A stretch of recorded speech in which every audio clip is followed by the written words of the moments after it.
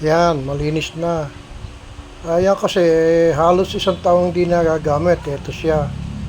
Kaya nung wala akong ginagawa at may time na akong linisin ito, ito na nga, nililinis ko.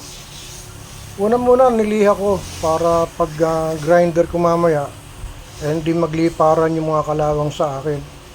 Ayan. Ganyan lang muna ang aking ginawa. At makikita niyo, kabilaan kasi yan eh. Ayan kasi, grill burger stove. At sa mga nag-uumpisa ng negosyo, sa maliliit ang kapital, ganito lang muna, pwede na pang-umpisa. Ayan na nga, gagamitan ko na ng kanyan, mapping. Pangkahoy yung mapping ko riyan eh. Pero dahil hindi naman mabiin yung ating pagkaka-grind, okay na yan. Kikintab yan, matatanggal ang kalawang. Talagang tamang-tamang iyawan. Kahit ano, kahit burger pa siya, kahit mga hotdog o iyaw-iyaw. Marami pang iba, mapapagamitan yan.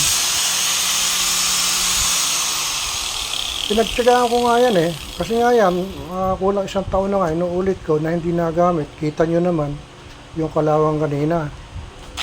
Kasi kung hindi mo gaganyanin, mahihirapan ka.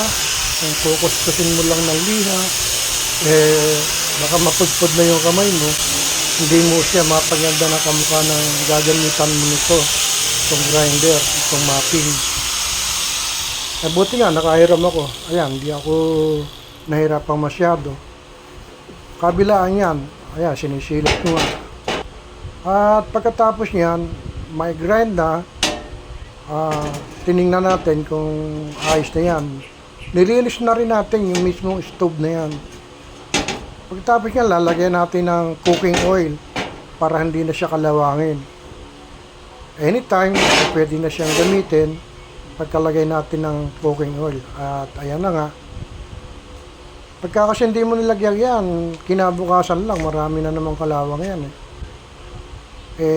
Bakal kasi ang kanyan eh, pangkaraniwang bakal lang yan. So bagay, yung iba man eh, yung mga cooking na ginagamit, kaya nga hindi po pwedeng mawala ng oil dahil kakalawangin. Ito talagang nilinis ko.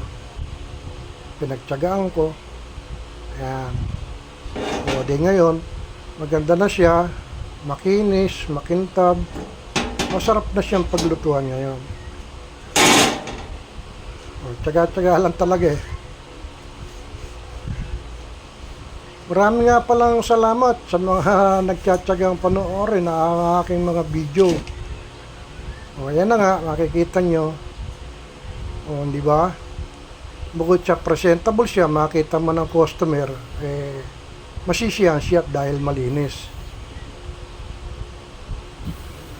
O yan, papasalamat ako. Thank you for watching.